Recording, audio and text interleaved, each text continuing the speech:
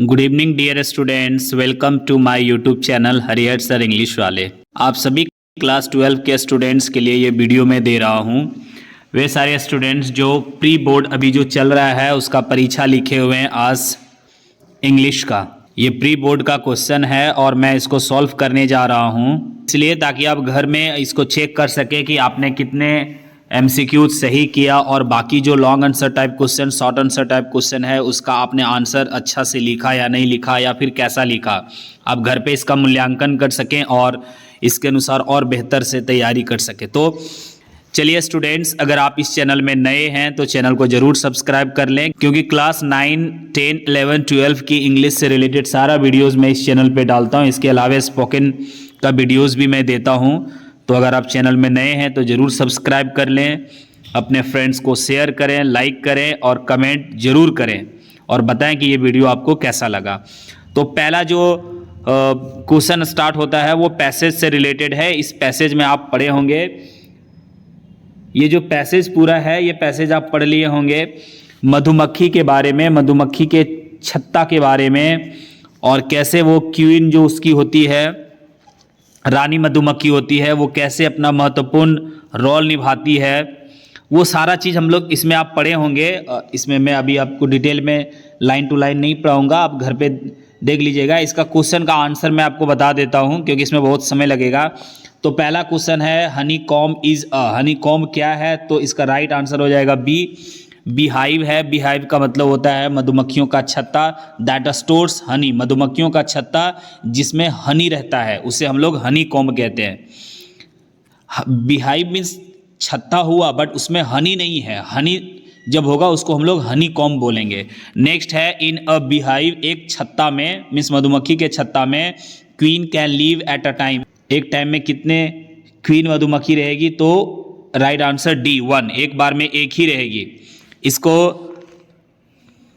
रानी मधुमक्खी बोलते हैं हम लोग, रानी मधुमक्खी। नेक्स्ट है the work of egg laying, अंडा देने का जो कार्य है, परफॉर्मेंस है, वो कौन करती है? तो क्वीन ही करती है। इनका बहुत महत्वपूर्ण योगदान होता है मधुमक्खी के छत्ता को तैयार करने में। नेक्स्ट है अ लावा चेंजेस इनटू अ, किस में बदलता है? तो इसका राइट आंसर हो जाएगा सी, प्यूपा में बदलता है। नेक्स्ट क्वेश्चन है नेक्टर कलेक्टेड बाय बीज इज कॉल्ड, मधुमक्खियों के द्वारा कलेक्ट किया हुआ जो नेक्टर होता है उसको हम लोग क्या बोलते हैं? तो ऑफ कोर्स हनी बोलते हैं। अगला क्वेश्चन 6 नंबर क्वेश्चन, ये 1 to 5 क्वेश्चन जो है डियर स्टूडेंट वो सब पैसेज से दिया, पैसेज एक बार आप बढ़िया से पढ़ लीजिएगा। चलिए डियर स्टूडेंट्स, तो अब हम लोग क्वेश्चन 6 देखते हैं। 6 नंबर क्वेश्चन जो है वो आपका बुक से स्टार्ट हो जाता है।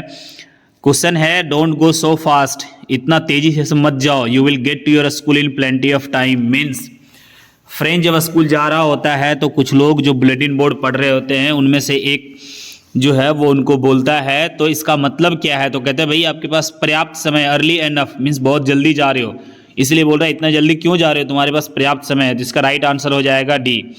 नेक्स्ट आगे आते हैं, नेक्स्ट क्वेश्चन नंबर 7 है dear students, who is the author of the last lesson, last lesson के ऑथर जो है वो कौन है? तो इसका राइट आंसर हो जाएगा सी, अल्फोंस डॉडेट। नेक्स्ट है according to the author rag picking has become, author के अनुसार रैग पिकिंग जो है, कूड़ा कचरा चुनना जो है वो क्या बन गया है? तो इसका राइट आंसर हो जाएगा B, fine art over the year, सालों से ये एक कला बन गया, आर्ट बन गया है। नेक्स्ट क्वेश्चन है the rag pickers have no identity, rag pickers जो बांग्लादेश से इंडिया में आए हुए हैं, दिल्ली के पेरिफेरी इलाके में रह रहे हैं। चूँकि समय ज़्यादा नहीं है, कम से कम समय का वीडियो हो, इसके लिए मैं डिटेल में नहीं बता पा रहा हूँ कहानी। तो डायरेक्ट इसका कहते हैं the rag pickers have no identity but they have, identity card तो उन लोग पास नहीं है, लेकिन क्या उन लोग के पास राशन कार्ड है जिससे उन लोग को अनाज मिलता है फ्री में। नेक्स्ट है where was the lake Wentworth, Wentworth जो लेक है, झील है, वो कहाँ है? तो इसका राइट आंसर हो जाएगा ए, इन न्यू हैम्पशायर में है। नेक्स्ट क्वेश्चन है whenever terror struck again Douglas would start, अब चूंकि अब वो सीख गया है, जान गया है, एक अच्छा तैराकी बन गया है डॉगलस, तो अब कभी उसको जो भय आता है तो भय से बात करता है। तो राइट आंसर हो जाएगा डी, बोलता है कि अब तुम डरा नहीं सकते हो, चलो जाओ, और मैं अच्छा तैराकी बन चुका हूँ। नेक्स्ट है what does the metaphor rat trap in the lesson signify.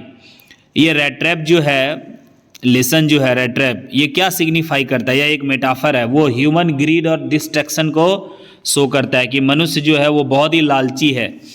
ये सिर्फ चूहे नहीं बल्कि मनुष्य भी लालची है, जो ज़्यादा पाने की लालसा में, इच्छा में वो फंस जाता है। नेक्स्ट क्वेश्चन है where has the story the rat trap been set up. Rat trap जो स्टोरी है वो कहाँ सेटअप किया गया था? तो इसका राइट आंसर हो जाएगा D, mines of Sweden. Sweden के खदानों में सेट किया गया था। नेक्स्ट है हु वाज राजकुमार शुक्ला। राजकुमार शुक्ला कौन था? तो एक गरीब किसान था, a poor peasant. Right answer हो जाएगा डी। नेक्स्ट है who satisfied Umberto's taste for narration. Umberto का जो टेस्ट है नरेशन का, वो किससे उसको सेटिस्फेक्शन मिलता है? तो नॉवेल से मिलता है। नेक्स्ट क्वेश्चन है what did the poet see outside the window. खिड़की से बाहर पोएट जो है वो क्या देखता है? तो यंग ट्रीज को देखता है। ये जो लिया गया है वो लिया गया माई मदर एट 66 से, जब कमला दास अपनी माँ के साथ एयरपोर्ट जा रही हैं। She looked out of the window, क्या देखती है? तो यंग ट्रीज और मेरी चिल्ड्रेन को। नेक्स्ट है what does man threaten himself with. मनुष्य जो है वो हमेशा डरा हुआ रहता है। किससे डरा हुआ रहता है? डेथ से डरा हुआ रहता है। तो राइट आंसर हो जाएगा A, what does man threaten himself with. वो खुद को किससे डरा हुआ रहता है? तो डेथ से। नेक्स्ट क्वेश्चन है the poet wants the entire humanity to. Poet जो है ना पूरे इंटायर ह्यूमैनिटी, पूरी मानव जाति से वो क्या कहता है, क्या चाहता है? वो चाहता है कीप स्टिल, शांत हो जाइए। हमेशा के लिए नहीं बट कुछ देर के लिए। जब आप शांत हो जाएंगे तब आपको ये एहसास होगा कि जिससे आप भयभीत रहते हैं वो कुछ भी नहीं है, अपने आप को नहीं समझ पा रहे हैं इसीलिए भयभीत है। Next spite of despondence means, क्या मतलब है इसका? तो इसका मतलब है सैडनेस एंड डिप्रेशन। तो राइट आंसर हो जाएगा सी, 19 का। आगे चलिए next question, question number 20 in the poem a roadside stand who is greedy good doers. Greedy good doers कौन है? पोएट बहुत गुस्सा में है और बोल रहा है कि शहर के लोग गांव आते हैं, चाहे वो सरकार हो या सरकार की एजेंसीज हो या सामाजिक कार्यकर्ता हो, एनजीओ चलाने वाले जो पैसे वाले लोग हैं, गांव आते हैं, गांव वालों को लालच देता है, जमीन लेते हैं। तो ये इसका राइट आंसर हो जाएगा ए, द गवर्नमेंट। नेक्स्ट है what did mister M Hamel bring for his class on his last day in the school. Last day school में एम हेमेल अपने साथ क्या लाता है? तो न्यू नोटबुक्स लाता है। तो राइट आंसर हो जाएगा बी। नेक्स्ट क्वेश्चन है who is Sam in the third level. Third level में सैम कौन है? तो इसका राइट आंसर हो जाएगा सी, अ सेक्रेटरिस्ट है, a secretarist and friend of Charlie. Next question है the frustrated king asked the Dewan. Frustrated king जो है, फ्रस्ट्रेट हो गया किंग क्योंकि उसको एक टाइगर और मिल नहीं रहा है, 99 मार चुका है। तो दीवान को बोलता है भाई आपका रिजाइन दे दो, और यही डर से दीवान जो है वो मद्रास जू से जाके एक टाइगर बूढ़ा वाला खोज के लाता है, जंगल में रख देता है। नेक्स्ट है the Maharaja of is the hero of the story. ये जो स्टोरी है द टाइगर किंग, वो जो महाराजा है वो कहाँ का महाराजा है? जिसका राइट आंसर हो जाएगा बी, प्रतिबंधापुरम का। नेक्स्ट क्वेश्चन है what causes disturbance to the silence of the continent Antarctica. तो इसका राइट आंसर हो जाएगा द ह्यूमंस। नेक्स्ट है what did Sadao gift to the soldier. Sadao जो है वो सोल्जर को क्या देता है? अपना नाव देता है, भोजन देता है खाने के लिए, और फ्लैश लाइट भी देता है टू यूज़ इन डिस्ट्रेस, और मैप भी देता है ताकि वो समुद्री रास्ते से सुरक्षित अमेरिका जा सके। तो इसका राइट आंसर हो जाएगा डी। नेक्स्ट है what draws Derry towards lamp. Lamp के प्रति उसका झुकाव क्यों बढ़ जाता है? वो क्यों प्रभावित हो जाता है लैम्प से, मिस्टर डैरी? तो इसका राइट आंसर हो जाएगा सी, हिज पॉजिटिव आउटलुक के कारण। What is placed below sender's address in a letter to the editor. Letter to the editor में सेंडर एड्रेस के बाद क्या लिखते हैं? हमने जब पढ़ाया है लेटर टू द एडिटर, उसमें मैंने ये चीज़ बताया हुआ है कि सबसे पहले हम लोग सेंडर एड्रेस लिखते हैं, एक लाइन छोड़ते हैं, फिर डेट लिखते हैं, फिर एक लाइन छोड़ते हैं, फिर रिसीवर एड्रेस लिखते हैं। तो सेंडर एड्रेस के बाद क्या आएगा? डेट आएगा। तो राइट आंसर हो जाएगा ए। और notice is written for, notice किस लिए लिखा जाता है? तो नोटिस लिखा जाता है एन इवेंट या प्रोग्राम के लिए लिखा जाता है, उसकी सूचना दी जाती है। आगे है नेक्स्ट लास्ट क्वेश्चन है 30 MCQs जो है उसमें से ये 30 नंबर क्वेश्चन है। What is the word limit of an article for class 12? Class 12 के लिए जो आर्टिकल है उसका लिमिट क्या है? तो उसका लिमिट है 150 to 200। तो राइट आंसर हो जाएगा सी। चलिए अब हम लोग आते हैं शॉर्ट आंसर टाइप क्वेश्चन। इसमें 8 क्वेश्चन रहेगा और मात्र 6 क्वेश्चन का आंसर आपको देना है। और मैं आप सभी को बता दूं क्लास 12 के स्टूडेंट्स कि ये जो क्वेश्चंस है प्री बोर्ड का, ये बहुत इंपॉर्टेंट क्वेश्चंस है, इसको आप बढ़िया से कर लीजिए। और इसी टाइप से बस इसी फॉर्मेट में आपका फाइनल एग्जाम पूछेगा। 30 आपके MCQs रहेंगे, फिर जैसे इसमें है बल्कि सेम टू सेम फॉर्मेट रहेगा। तो चलिए पहला क्वेश्चन देखते हैं 31 का। चूंकि लिखने का यहाँ पे मेरा व्यवस्था नहीं है, मैं बहुत जल्द स्मार्ट बोर्ड खरीद रहा हूँ, उसके बाद जो भी चीज़ें होंगी बिल्कुल बोर्ड में पढ़ाने में भी आसान होगा और आप और अच्छे तरीके से समझ पाएंगे। तो चलिए अभी मैं लिख नहीं पाता हूँ बट मैं बता देता हूँ, आप जरूर चेक करेंगे कि आप इस तरह से लिखे या नहीं लिखे। पहला क्वेश्चन है 31 का, what was French expected to be prepared at school that day? उस दिन फ्रेंच स्कूल क्या तैयार करके जाने वाला था? तो French was expected to be prepared the rules of participle. फिर से सुन लीजिए, French was expected to be prepared the rules of participle for the school that day. Next question है what is the full name of Saheb? Saheb का पूरा नाम क्या है? तो साहेब का पूरा नाम साहेब आलम है। साहेब ए आलम है, साहेब आलम है, पूरा नाम साहेब आलम है। नेक्स्ट है what did Douglas feel at the end of his experience? चलिए डॉगलस जो है वो अंत में क्या महसूस करता है? डॉगलस यही महसूस करता है कि मौत के बारे में सोचने में डर है, मौत में डर नहीं है। एक बहुत अच्छा अनुभव करता है क्योंकि वो दोनों चीज का अनुभव कर चुका है, मौत का डर और मौत जब वो बेहोश हो जाता है तो दोनों का अनुभव किया है। तो उसका कहना यही है कि मौत के बारे में सोचने में डर है, मौत में डर नहीं है। और कोई भी डर जो है उसे जरूर काबू पाना चाहिए उस पे, और डॉगलस पाता भी है। नेक्स्ट है who was Subbu's enemy? Subbu का एनमी कौन है? कोठामंगलम सुब्बू जो है दूसरे नंबर का जो है डायरेक्टर के नीचे काम करता है। तो इसका जो है दुश्मन वो वही ऑफिस बॉय है जो इसका राइटर है, office boy. Who was Subbu's enemy? तो Subbu's enemy was the office boy. जो ऑफिस बॉय है वही उसका दुश्मन है। उसको लगता है कि भाई कोठामंगलम सुब्बू के कारण ही मेरे को प्रोग्रेस नहीं मिला है। वह लड़का जो मेकअप डिपार्टमेंट में काम करता है, जो ऑफिस में बैठ के पेपर काटता है, वो जिस पद पे ज्वाइन लिया आज भी उसी पद पे कार्य कर रहा है। तो उसको ऐसा लग रहा है कि वो कोठामंगलम सुब्बू के कारण, इसीलिए वही उसका दुश्मन है। अगला क्वेश्चन है why was the narrator seeing this third level? इस थर्ड लेवल को नरेटर किस रूप में देखता है? तो भाई वो एक प्रकार का ये जो भाग दौड़ की दुनिया है, ये जो कठिनाई है ये मॉडर्न दुनिया में, इसकी जो इसी की रियलिटी से भागने का एक साधन मात्र बनाया हुआ है। A way to escape modern world. Modern world जो आज का है उससे भागने का वो एक जरिया बनाया हुआ थर्ड लेवल को, क्योंकि वो ही जिंदगी जीना नहीं चाहता है। अगला है what literary device has been used in like quails all over? तो कहता है लिटरेरी डिवाइस इसमें कौन सा यूज हुआ है? तो मैंने क्लास में भी पढ़ाया कि लाइक और एज से जब भी कोई सेंटेंस हो और उसमें डिवाइस पूछे तो आप जरूर बताना वो सिमिली है। नेक्स्ट क्वेश्चन है व्हाट फाइटोप्लैंक्टन?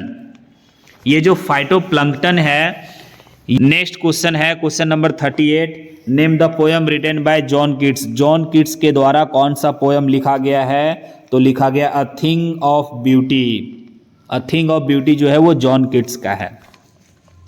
चलिए आगे आते हैं। ये क्वेश्चन जो है वो 3-3 नंबर का है, 8 क्वेश्चन इसमें भी है, आपको 6 लिखना है। और ध्यान रखिएगा 2-2 नंबर का जो क्वेश्चन है उसको आप 2 से 3 लाइन में लिखिएगा। एक लाइन में भी जब छोटा है, जैसे जॉन कीट्स का ये पोएम पूछ रहा है तो एक लाइन में भी लिखेंगे।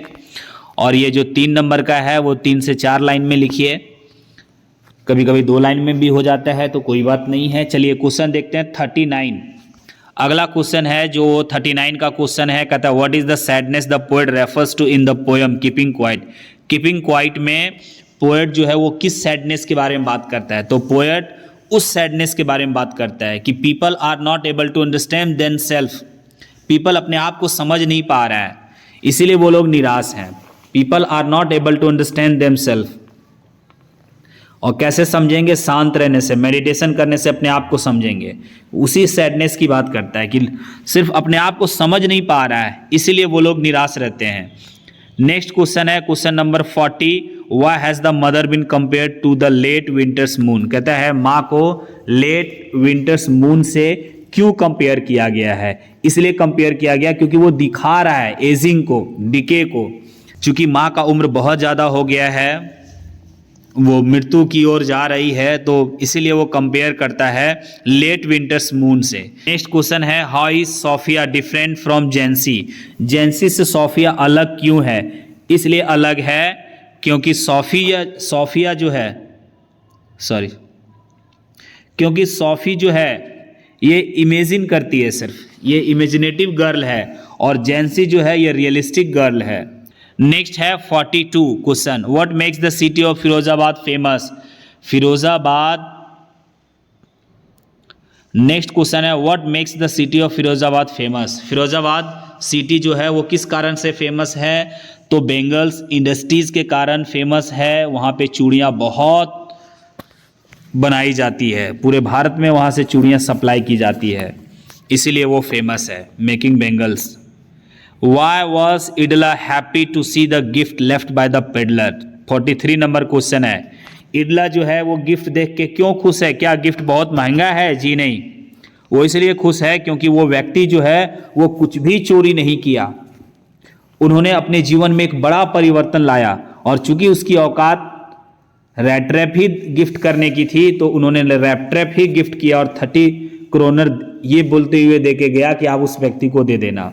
तो इसलिए इडला बहुत खुश हुई, क्योंकि उससे पापा बहुत डांट रहे थे कि श्योर वो चोरी करके भागा होगा। नेक्स्ट क्वेश्चन है 44, describe the role of Kasturba in Champaran. Champaran वाला जो एपिसोड है इसमें कस्तूरबा का क्या रोल है उसको डिस्क्राइब करने बोल रहा है। तो आप सभी को पता है कि महात्मा गांधी का एक विशेष लगाव हो गया था चंपारण से। चंपारण की लड़ाई जीतने के बाद भी गांधी जी बहुत सारे वर्कर्स को बुलाया, गांव वाले लोग जो पढ़े लिखे थे उन लोगों को भी इकट्ठित किया, और वहाँ का जो समस्या था उस समस्या का समाधान कैसे किया जाए, इन सारी चीज़ों पे चर्चा किया। कस्तूरबा का रोल बहुत ज़्यादा उसमें इसलिए भी था क्योंकि महिलाओं की जो समस्याएं थी, महिलाओं को जो प्रॉब्लम्स हो रहा था, वो सारी चीज़ें कस्तूरबा जान रही थी, समझ रही थी, और फिर उसका कैसे समाधान किया जाए उस पर काम कर रही थी। Next, What happened to Gondwana 150 million years ago. 150 million ago जो है 150 मिलियन ईयर्स अगो गोंडवाना क्या हुआ था? तो वो ब्रोकअप हो गया था, टूट गया था, इनटू द लैंड मासेस, टुकड़े टुकड़े में कट गया था, बट गया था, जहाँ पर आज अफ्रीका है, इंडिया है, अमेरिका है, जो भी आज कंट्रीज है उसी टुकड़े पे हैं। ये अब आगे लॉन्ग आंसर टाइप क्वेश्चन हो गया, इसको तो बता पाना संभव नहीं है। इस पे सिर्फ मैं क्वेश्चन समझा दे रहा हूँ। कहता है योर नेम इज नितिन या Nikita, head boy girl of your school saint Mary high school Latehar. Your school has organised a tree plantation programme, write a notice and urge the students to bring a sapling of plant. चलिए एक notice लिखने बोल रहा है, इसमें आपका school जो है वो आयोजन किया है ट्री प्लांटेशन, पौधारोपण कार्यक्रम। इसको मैं एक बोर्ड पर बता करके ग्रुप में मैं डाल दूंगा, आप जरूर चेक कीजिएगा। 2-4 दिन के बाद मैं इस ग्रुप में जरूर डाल दूंगा, ये नोटिस है। Thank you my dear students, आप कमेंट करके जरूर बताएं कि ये वीडियो आपको कैसा लगा। हमने एक अच्छा प्रयास किया कि आपको मैं अच्छा से समझा सकूं। आप जरूर कमेंट करेंगे कैसा लगा, और चूँकि सुविधाओं की कमी है इस कारण से मैं स्क्रीन रिकॉर्ड करके बनाया। Thank you very much.